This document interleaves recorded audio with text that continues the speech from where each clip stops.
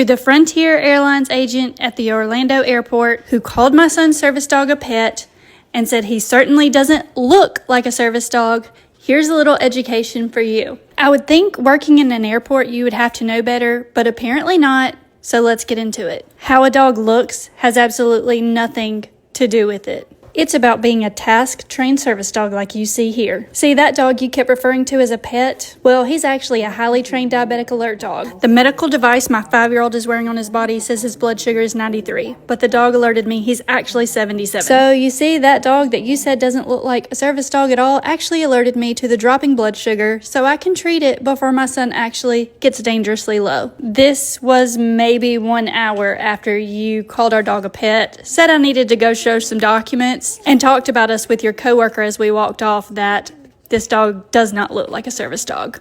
I hope maybe you'll see this, remember us, and learn something. But if you don't, that's okay, because hopefully somebody else is learning as they watch. Now, our plane just landed in Atlanta, and I'm going to tell you a little more about how this works. I saw the stare, and I knew he was about to paw me. Pawing is how he makes an official medical alert. My son Miles is 5 years old and has type 1 diabetes. Double can smell the chemical change that's happening with his blood sugar and alert me 15 to 30 minutes before the continuous glucose monitor on his body. Because he is alerted, I'm doing a poke for a tiny sample of blood to get an actual blood sugar reading with a glucometer. This will tell us the actual blood sugar and let us know what treatment we need to give my son. As you can see, Double is very tuned into the process, and now we're going to know that my son has a low blood sugar of 66. Miles gives Double some love and praise for being his little hero dog while I get some glucose for him. Because of Double, I know to give him some glucose to bump up his blood sugar to a safer level, especially since we're about to be walking through the airport again, now that we've landed.